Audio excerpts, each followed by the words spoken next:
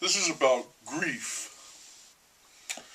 I read an unusual book by a British author, Julian Barnes, entitled Levels of Life. It was in 3 sections: the sin of height, on the level, and the loss of depth. You can see a form of construction there. The first section was about ballooning in the 19th century, aeronautics, balloonatics. There was Felix Tournichon, who called himself Nadar. He is also a photographer, another blossoming technology, and eventually he combines the two.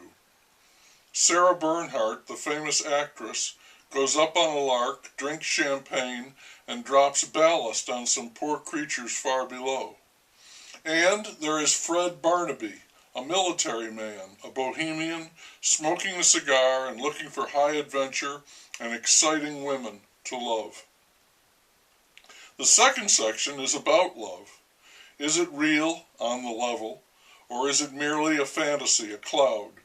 Specifically, it is about the love that grows and blooms and dies between Fred Barnaby and Sarah Bernhardt. It is written like fiction, with detailed scenes and dialogue.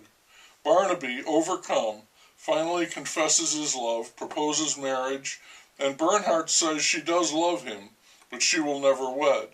She does, badly, and he does also, morose the rest of his life, which ends with a spear thrust into his neck. The final section, in a surprise, at first, is all about the author, whose wife of 30 years has suddenly died. Diagnosis to death took 37 days. This puts an entirely different aspect on the previous parts of the book. A repeated phrase in the first 2 sections is about combining 2 things that have never been together before, like ballooning and photography. And that makes something else, and it changes the world. The third section makes it possible for the reader to understand this combining in terms of the author and his wife. He also uses the word uxorious to describe a character. I think it was Nadar. The second time he used it, I looked it up. It describes a man who is inordinately fond of his wife. He truly loves her.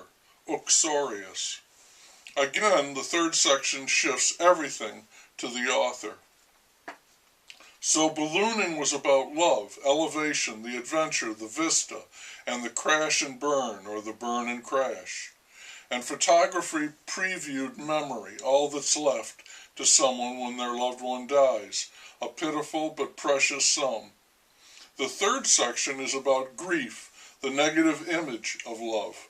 The author notes that when you are young, there are those who have had sex and those who have not.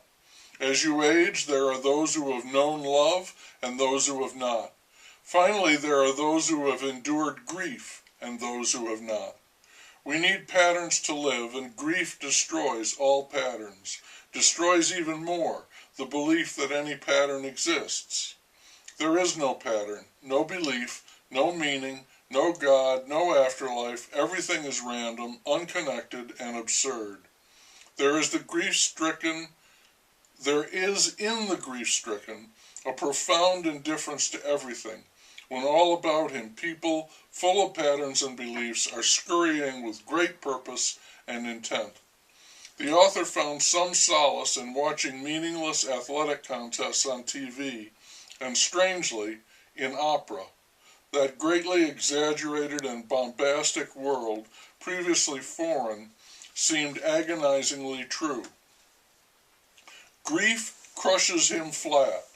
The man who fell 600 feet from a balloon, landed in a garden, stuck in the ground up to his knees, his guts split out and exploded before him. That's what it's like to lose the one you love. You can describe it and slap metaphors on it, but there is nothing like it but itself. Grief. All-consuming grief, like a black hole. And it's not in any sense a collaboration. Grief isolates you. The closest you can get to anyone is to the one who's gone. It's the terrible common banality of it. You and the one you love are removed once and for all from a position of prominence and reduced to a bit of fluff in the universe. You are diminished from a we to an I. Barnes writes of the lostness of the grief-struck and the pain, some acute and unexpected, some chronic, constant companions. I think writing the book helped the author, not because he could put his mind to work on something else, but because he could feel that he was writing it with her, and so, in a slight way, but a way, keep her alive. A widow told him, "It hurts exactly as much as it is worth." So in a way, one relishes the pain. If it didn't matter, it wouldn't matter. Strikes me as a very British approach.